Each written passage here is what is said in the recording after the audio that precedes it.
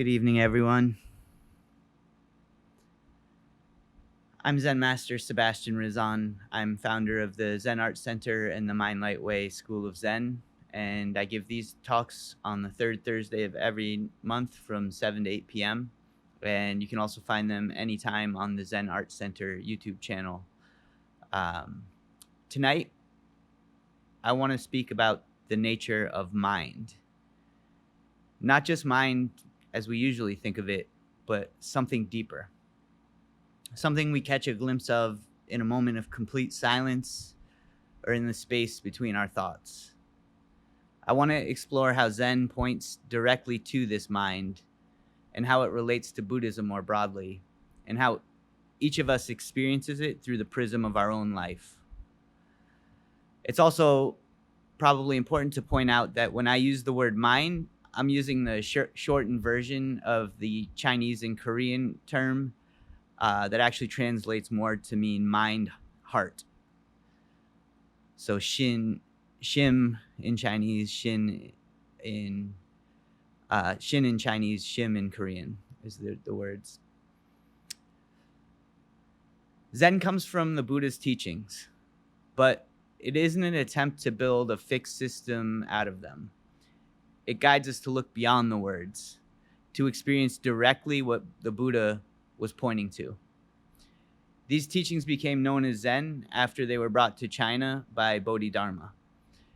The way Bodhidharma taught was summarized in the following 4 statements: not relying on written words, transmission beyond teachings, directly pointing to the mind-heart, seeing nature, and becoming Buddha. This is not a set of rules, but rather a guide that points us to directly seeing our true nature. Great Zen Master Mazu was an influential 8th century Chinese teacher, referred to Bodhidharma's message in one of his well-known sermons as the one mind Dharma. He said, "You must trust that your own mind is Buddha. The one mind Dharma is in each of you. Outside mind, there's no Buddha. And outside Buddha, there's no other mind." He emphasized that mind is not something separate or personal. It's not the stream of thoughts we're usually caught in. It's the mind before thought, the awareness in which all thoughts appear. He continued on to say, what arises in mind is called form. Knowing form is empty, arising and non-arising are one. This teaching is rooted in the Laṅkāvatāra Sūtra, a foundational Mahāyāna text that deeply influenced early Zen. It presents the view of Cittamātra, which is mind only, emphasizing that all appearances are of the nature of mind. Forms, perceptions, even the sense of the separate self have no reality apart from mind. So if, as Zen Master Mazu suggested, there is only one mind, why do we all seem to feel as if we have our own different individual minds? What is the true nature of mind? This is your koan for today. What is your true nature? A koan is a question or statement that asks you to look deeper into your own experience and find the answer within yourself. In the same sermon, Mazu also said that Bodhidharma cited the Laṅkāvatāra Sūtra to seal the mind ground of all beings, meaning to confirm in others the fundamental nature of the mind. So in continuing with this tradition, I ask you to look into your own source of awareness before any thoughts, perceptions, and feelings arise. Try to perceive the truth of your own fundamental nature through the depths of your own mind. For the next part of class, we'll use meditation to help clear our mind of thoughts. And we'll try to clear our minds of all of our perceptions and feelings so that we might recognize the underlying truth through our own experience and awareness. But before we get into that, let's begin with a breathing exercise to help us relax and prepare our body for meditation. So I want you to just start by breathing a little bit slower and deeper than you usually do.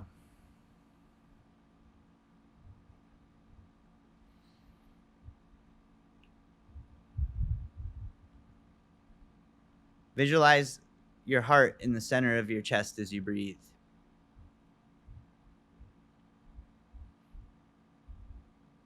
As you listen to me, I want you to keep slowing down your breath and breathing a little bit deeper.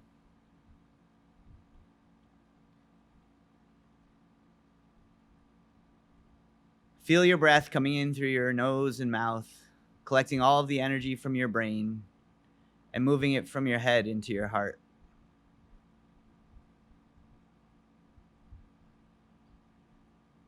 Imagine now that you're breathing with your heart.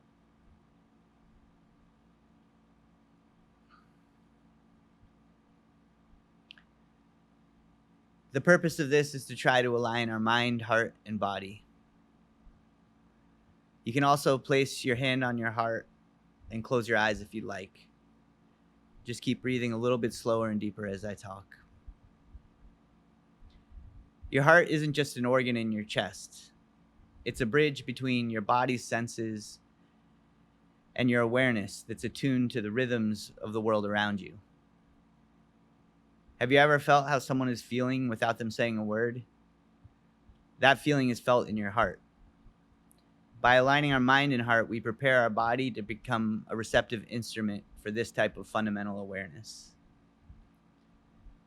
This is also a helpful technique that you can use anytime to relax or reset yourself whenever you feel nervous or anxious, or whenever you feel like you need to switch gears.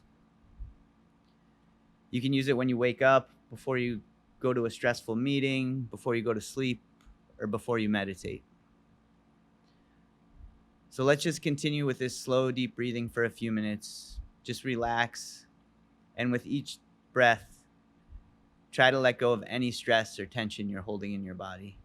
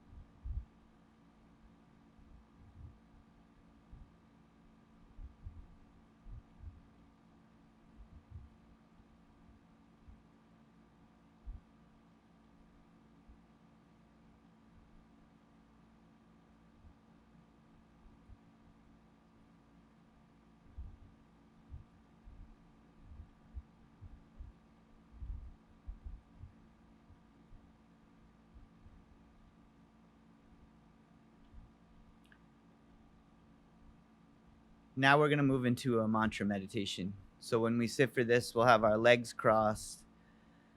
Just try to keep your neck and back straight. If your eyes were open, they would be at a 45-degree angle, gazing at the floor, but they'll be closed for this meditation. You can hold your hands, right hand, left hand, touching your thumbs, centered in your lap. And if you get uncomfortable, you can feel free to adjust this position. Just try to be respectful of everyone meditating around you. Now we're going to do a mantra meditation. The word mantra literally means a tool to liberate your mind. In this meditation, we'll use a mantra to help free our minds from the usual stream of thoughts, perceptions, and feelings. The mantra is the focal point of meditation. It can be anything you focus your mind on. But in sitting meditation, it's usually a word or a phrase repeated silently within your mind. It becomes your anchor. If you try not to think, thoughts will inevitably come. But by focusing on the mantra, you can use it to push out all of the other thoughts. While you're meditating, try to let go of feelings, opinions, and desire. If a thought comes, just let it pass and return to focusing on your mantra. If you don't have a mantra you like, I suggest using the mantra of Kwanseum Bosal. Kwanseum Bosal is the Bodhisattva of love and compassion in Korean Zen. A Bodhisattva is an enlightened being that has dedicated themselves to helping others realize their true nature. Kwanseum Bosal is said to have thousands of eyes and hands and be able to see the suffering of everyone and help those who call out her name. Using this mantra draws compassionate energy into your mind while you meditate, which helps you clear your mind.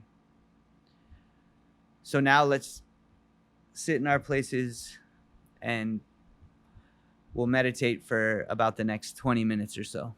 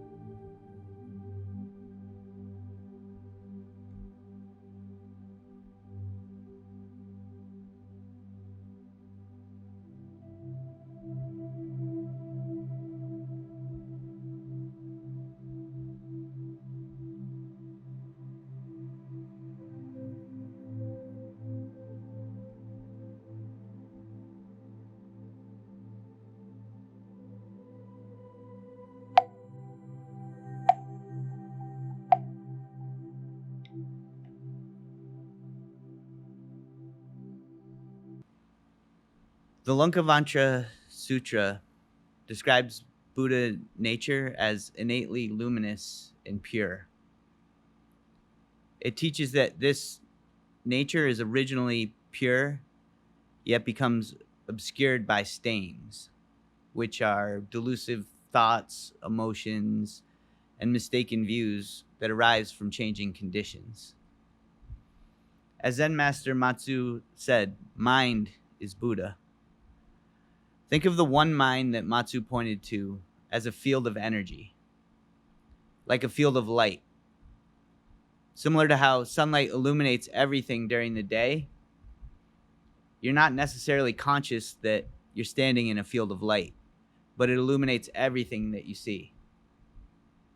In this metaphor, each one of us is like a prism, redirecting, filtering, and focusing energy from that light. Your personal mind is not a container of thoughts, but more of an energetic formation, like a crystalline structure in an entirely unique shape. It's constructed from your thoughts, formed by your experiences, memories, and even your genetics, then channeled through the network of the systems in your body. That prismatic structure refracts the light of the one mind into different wavelengths. And when you look at someone else, you're seeing the facets of another prism, refracting the same light. As the famed physicist John Archibald Wheeler once said, "We're the eyes of the universe looking at itself." The universe isn't simply something that happens to us, it's participatory. It unfolds through a continuous loop of observation, action, and feedback. The prisms can only reflect and refract fragmented segments of the light. Buddha and the Zen masters are trying to help you see through the prism and recognize that your mind isn't merely shaped by the energy patterns perceived by the mind. It is the original light illuminating everything you see. Zen teachers are always pointing to this truth. Ha! Zen Master Linji used to shout as a way to bring your mind into this moment. Dongshan asked, "Who is hearing the sound?" Zen Master Huinong asked, "What is your original face before your parents were born?" These aren't riddles. They're meant to shake you loose from your habitual thinking, to help you see beyond your prism and experience the light in its original pure form. That direct experience is what they mean by enlightenment. So how is your prism formed? It's all patterns of energy. Your habits, your traumas, your loves, the way you respond when somebody touches your shoulder, the stories you tell about who you are. All of these shape your filter, separating, refracting, and reflecting awareness. Just like waves in a pool, your energy interacts with mine. We resonate or we clash. We form harmonies or we cancel each other out. Think of it like tuning forks. You strike one, and then one nearby, it starts to vibrate. But if one's cracked or out of tune, it doesn't resonate. That's how our patterns of energies work and interact. Reality is not a fixed thing. It's a symphony of dynamic standing waves. While the waves seem to form distinguished patterns from one another, they're not truly separate objects. Your wave is not separate from the music of the universe. You're an instrumental part of it. And when your energy harmonizes with the world around you, you experience peace of mind. When it doesn't, the disharmony is a sign. Something in your prism needs to be tuned. To see your true nature is to realize that the mind that you think of yours is a projection. a 3 or 4 dimensional expression of something that's infinitely vast. The Laṅkāvatāra Sūtra says, what arises in mind is form. And when form is seen clearly, it's empty. Not empty as in nothing, but empty of any separateness.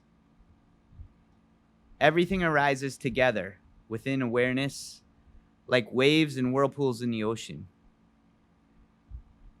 What you perceive as yourself is just a pattern of energy waves. But like all forms of energy, that pattern is only an impermanent formation, a model based on a snapshot of reality constructed by your mind. But you're not just a pattern of energy. Your mind is not only the energy that forms the prism of your body, it's the light that shines through it. Patterns change, memories fade, feelings shift, bodies age. But fundamental awareness is always present. The light doesn't change. It shines through everything. You've seen it in a baby's eyes. You felt it in silence. It's the same mind in all of us. Zen practice helps us stop confusing the prism for the light. The path is not to escape reality, but to see it clearly. Not to erase yourself, but to recognize yourself as mind itself, shining through this shape in this moment. Then you realize the self was never separate to begin with. Each of our minds is a prism, shaped by energy, history, and memory. Just like light passing through a prism disperses into a spectrum of color, one mind refracted through your life spreads into a unique pattern of wavelengths. These wavelengths become the notes that form your melody. Each of us is playing a unique part in this unfolding symphony of the universe. The heart of the universe pulses with the rhythm of a metronome. When your mind is clear, you can feel it in your own heart. Everything in the universe is a pattern of energy, vibrating with its own frequency. If you pay close attention, you can feel it in your body. You can also tell if your own frequency is in sync with everything happening around you. If you're experiencing dissonance, it's a signal you need to make an adjustment. Your freedom is to play any note at any time, or to remain silent. The actions you take are like sounds that probe the infinite emptiness that's between and surrounding every note. The melody you create is like a sonar, probing a dark space to see what's out there. Does it fade away? Does it bounce off something and echo? Or does it resonate into eternity? Zen tells you to pay close attention, to be completely focused and engaged in every moment. The koans grab your attention and direct your awareness into this moment. Sitting meditation helps you clear your own thought patterns, to see through the static they create and recognize that the patterns of energy that give rise to everything they give rise to everything taking form around us.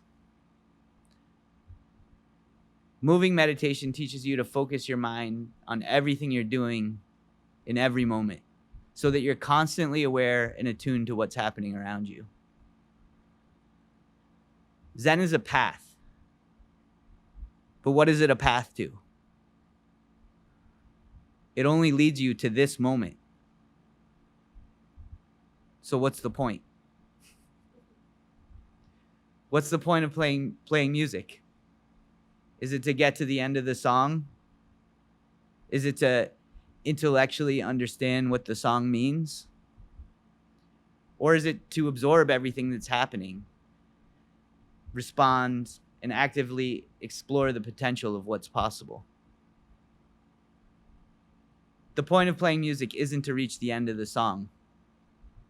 It's experiencing the unfolding of the music, not knowing where the notes will fall, and the pleasant surprise of synchronicity when the notes seem to fall into just the right place. The awareness of a clear mind helps you understand your part and how it fits together with everything around you. The insight you gain from that type of clarity provides you with immeasurable value. When you understand how you fit in with everything around you, you'll realize you don't need to suffer through anything that happens. When you immerse yourself in the flow of the music, it's like losing yourself in the most beautiful song you've ever heard. If you pay close attention in every moment, you'll feel it in your heart. When you hear the song clearly, you'll understand that it reverberates in the infinite emptiness of the mind through eternity. Thank you all for coming tonight. I hope you all come to recognize the infinite and eternal beauty that shines through you.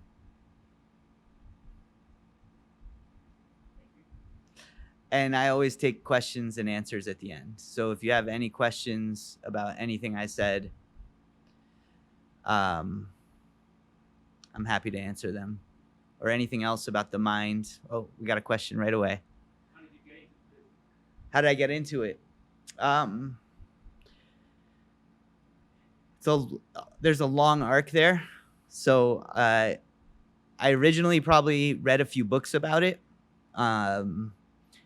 Just things, I think my first introduction might have been in like a high school English class. I think maybe Siddhartha, which is like a fictional account of Buddha, by Hermann Hesse. I don't know if you're familiar with that one. At first, I just thought it was an interesting story. I didn't really know what to make of it, but I got like a sense of peace when I read it. And then I read a few other books that talked about Buddhism and meditation and enlightenment, and I became fascinated with that idea. But it always seemed, and I tried meditating, and I was it didn't work. Yeah, I was like, okay, I feel really uncomfortable, and I'm not sure if this is gonna work for me. I was like, maybe you have to go up on a mountain and live in a monastery or isolate yourself. But I was always fascinated by it. And then one of my housemates when I was younger gave me a book on Taoism, and I started reading that. And that kind of like re-sparked my interest in it. And then we were talking about the philosophy, and he told me about this temple up the street from us where they did martial arts and meditation, and it turned out it was a Zen Buddhist temple. And I started just training there and going to the classes. And then after a couple of months, it really just started to resonate with me.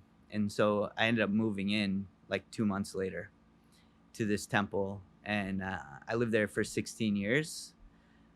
And my teacher was a great Zen master, Changsi Kim. He was from Korea, but he lived in Boston at the time. And I stayed with him for the last 16 years of his life and learned as much as I could from him.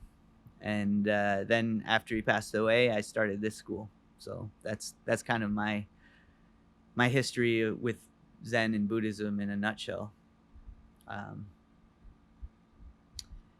Yeah. Are you familiar with the work of Carl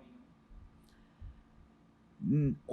I've never read it, but I've heard people talking about it on a podcast recently that I was listening to. And I found a lot of what they were saying to be a lot of overlap with what I was taught, what I understand. And I've also been doing a lot of research into Zen history and just some of the older teachings. And I've been finding just a lot of overlap with that as well. But Jung did not know about Buddhism. No? No. Yeah, I don't really know a lot about him, but I do when I hear what he's talking about, or I'm getting it secondhand, so it resonates a lot with what I learned.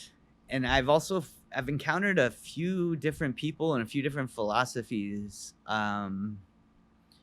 where they all seem to be kind of pointing at the same thing.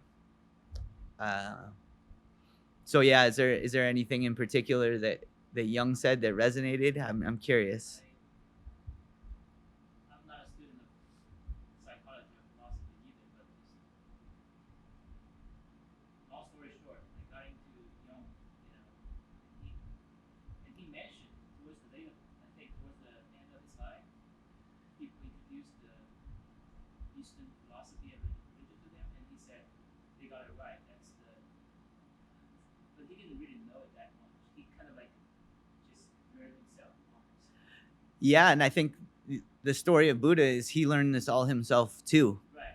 And he tried a bunch of teachers out, and none of them really seemed to work for him. And then he just said, I'm going to sit in silence until I figure it out, until the answers come to me. And that's essentially what Zen is asking you to figure it out for yourself. So it's saying it's not about the teachings, it's about you looking into your own mind, your own heart, and finding out what the truth of that is. Many people say today that Buddhism is not a religion but a pure form of spirituality, which is different from a religion. Yep. Would you agree with that?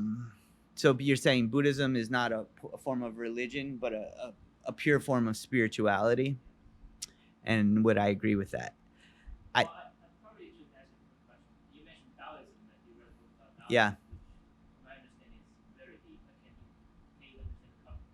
But many people would say Taoism is a religion. Buddhism is not. They're actually not the same. Yeah. A lot of people. So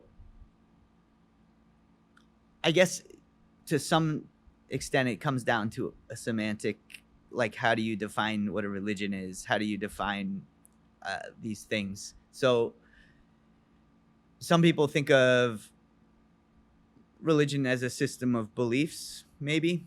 So in that sense, I would say, and I can't speak for all forms of Buddhism, but for Zen's, but I think they're all very similar, but I haven't studied them as much.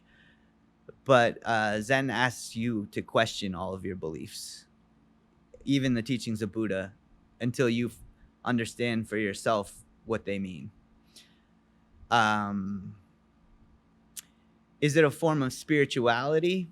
I think in a broader terms of the way people use it, perhaps, because they say like this is physical reality and then everything in here is spiritual. But I think of those two things, there's no separation. Like what's in your mind and what's in reality are co-arising. Like they don't exist without one another. So I think it's all your mind and what we say is physical reality. Like those are all part of reality, and they're all real, just as real as everything you touch. Everything that goes on in here is just as real. So I mean, I understand what you mean when you say spirituality, but I kind of object to that division. So but I also agree, like most people would consider it a form of spirituality. Well, in my opinion, and I didn't make this up, I think I heard it somewhere, a religion, you need to have a God. Okay. Like Christianity has a God, Muslim, Taoism has a God. But Buddhism, Buddha was not a God. He was not there to punish you either. He was just the first one to reach Nirvana. So he always has respect for one, but he was not considered a God. Yeah, so, and here again, I think you get into some semantics, because I don't, like, by most traditional definitions, Buddhism doesn't have a God. Buddha's not a God. He was a teacher. He was the first teacher, and he was pointing to, there's a lot of people say he became one with everything. That's kind of one of the stories they say.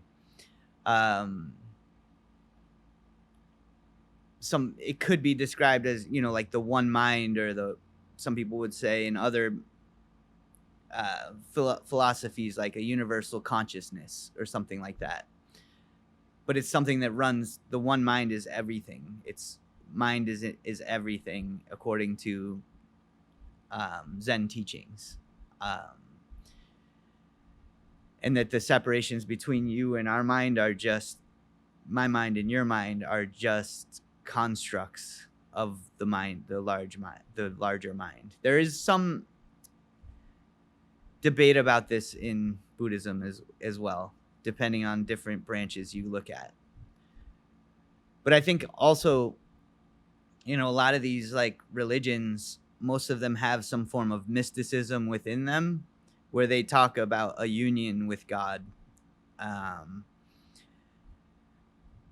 To me, God and mind are placeholders for something that transcends what we can describe, but we can experience when we put down all of our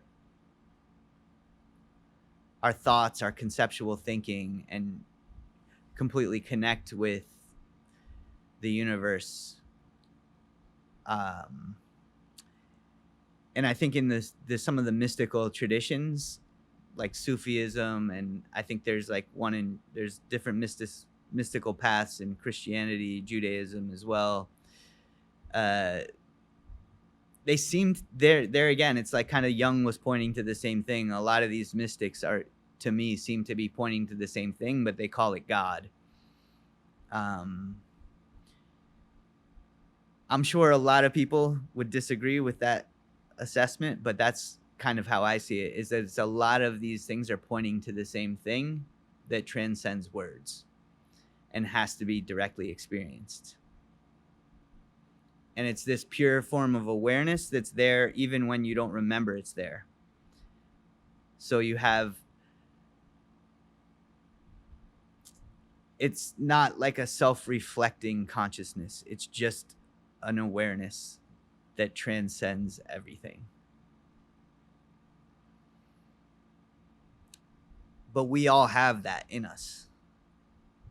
That's why I don't think it's like religious, and it's not God by traditional standards. It's just something it's innately within all of us.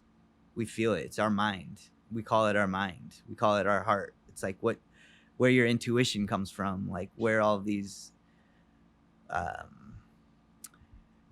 where your will to do certain things, to say yes, to say no, like what is making that decision? What is that? That's what Zen is pointing you to find out that answer. And I think a lot of people who find that out end up trying to describe it in so many different ways that always fall short.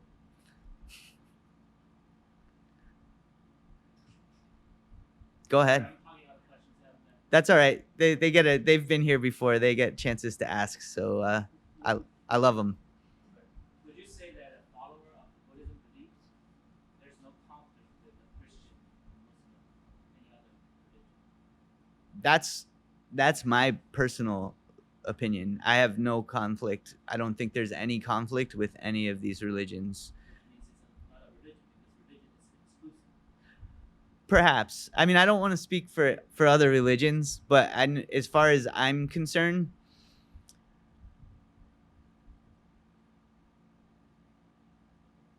you could be a Zen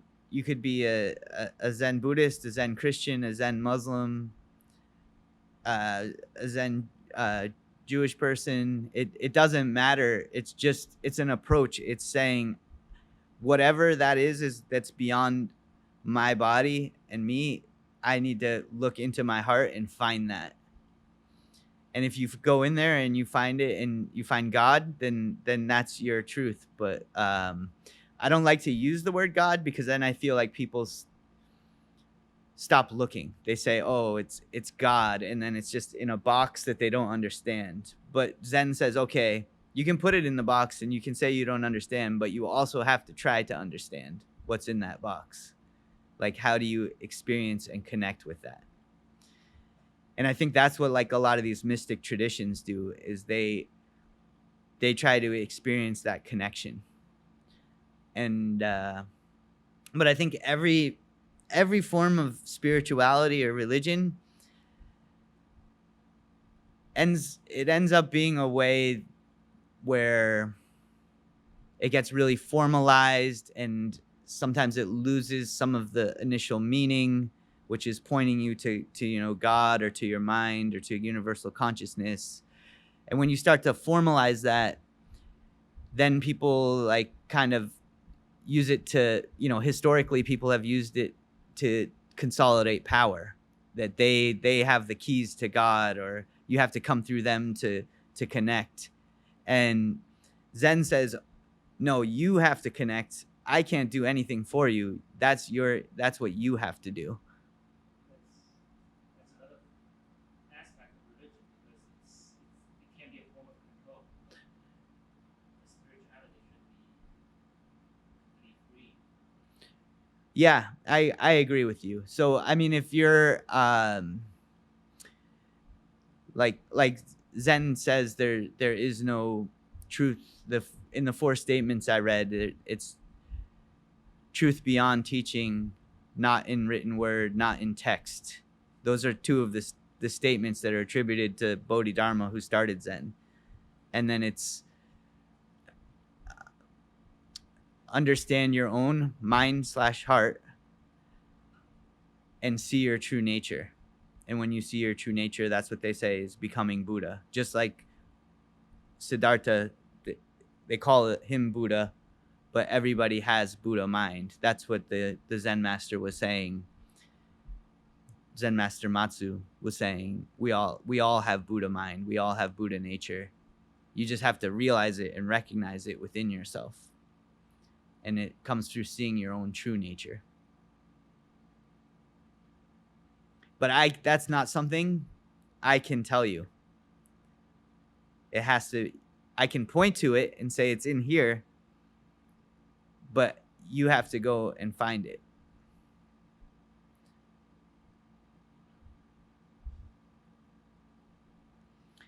So I think that,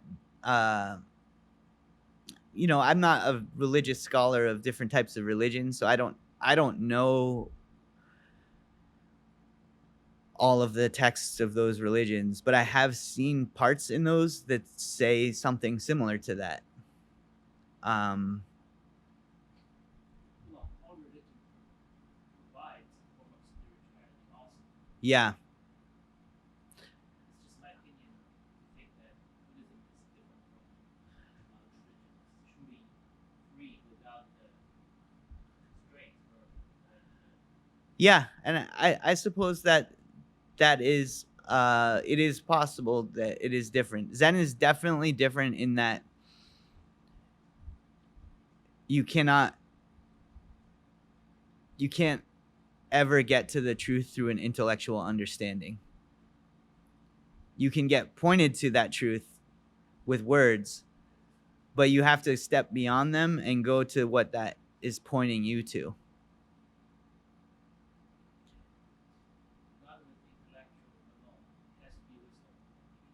Yeah, the intellect can take you so far in pointing you, but then eventually you have to take a leap into your own mind and see what that is. So I could sit here and describe with millions and billions of words what the mind is, maybe more and more precisely, but it's always going to fall short of what it is to experience that. So I can always maybe get you a half a step closer, but I can never get you all the way with the way I point. So each person has to do themselves. And that's why there's an emphasis on meditation in a lot of the traditions, is that that's you looking inward, trying to find that within yourself, not looking out here, not looking at somebody else, what they have to say, but trying to find the truth in your own heart, in your own mind. And you keep doubting it. You keep doubting it until there's no more doubt. And that's when you know, when you have no more doubt about the truth, about what's in your heart, about what your mind is, then you prove that to yourself. So if you want your mantra to be God and say God, God, God, God, God, you can say God, but you still have to find that in yourself and find out, okay, well, what's behind the word? What do they mean when they say God? Because it's just a symbol of something else. Every word is just a symbol of something else. Mind is just a symbol of something else. What does that mean behind the words?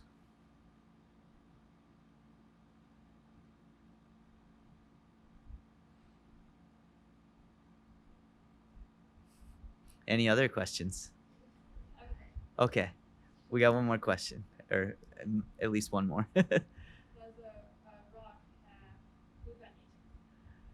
Does a rock have Buddha nature? Ha!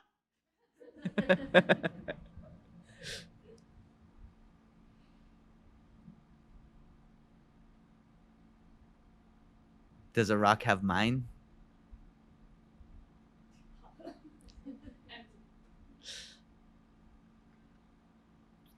You have to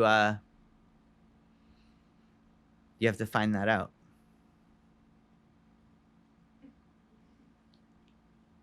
Can I answer that? Yeah, go for it. The answer is yes. And I can tell you, if I ask her again, it's yes. I can tell you why. You want to know? The way Buddhism got into China is through an expeditionary force, the Emperor Zen. And one of the key personnel was a rock. And that rock turned into a monkey. And that monkey became, anyway, it's just a story. It's just a folk story. But that rock hadn't had mind, it turned into a monkey. Well, there is a story as well about I don't know who the names were, but it's like a story my teacher told me. So there was a Zen student and his Zen master always called this student Stonehead, like, and everybody's like, he'd go, Stonehead, go get this. Stonehead, go wash the dishes.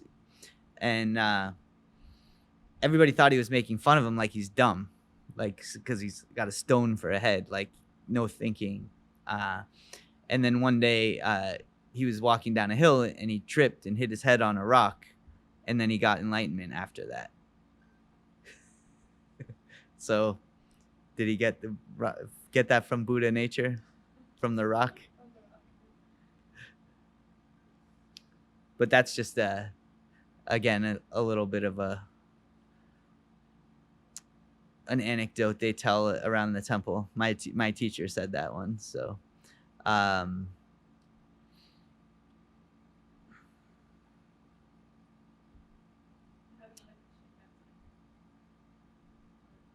go ahead. I'll take another question. If anybody needs to leave, you're welcome to leave, but I'll take another question. So it's nighttime, I look in the sky, there's the moon. I close my eyes, there is no moon. If I get close to the moon, it's a rock. Where is the moon? Where's the moon? Where's everything?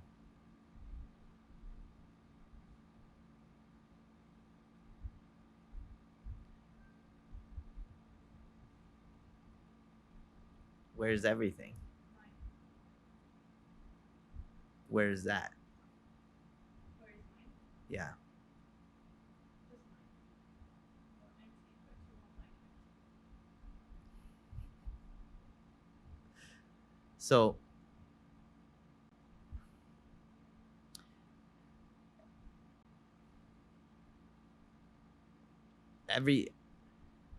everything is mind, everything is relative.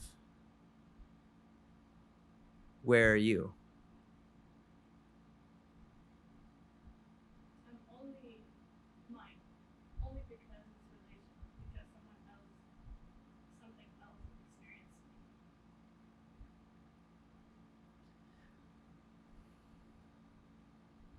Wrong.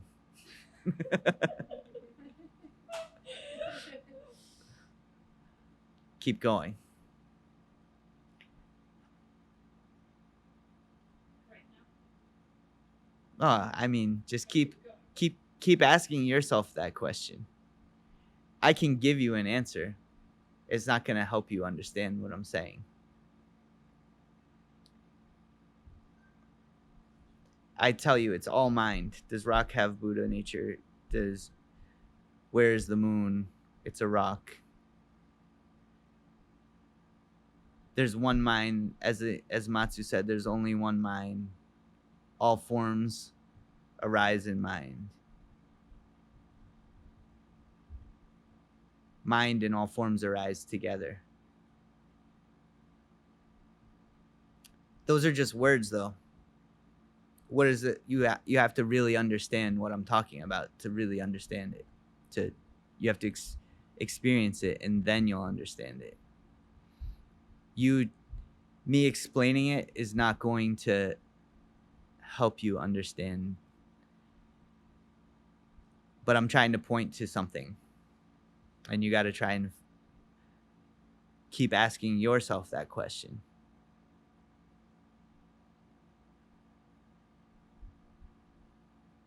Okay.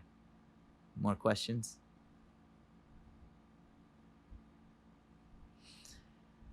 Thank you for coming. I'm going to make just a couple of announcements.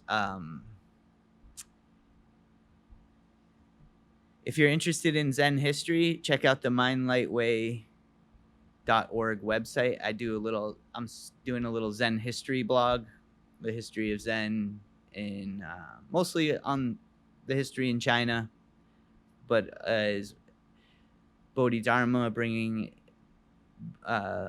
Buddhist teachings from India to China, and then I'll be following along the lineage that I studied into Korea, so as it made its way there, where my teacher was from, and I'll probably cover some of the Japanese figures as well.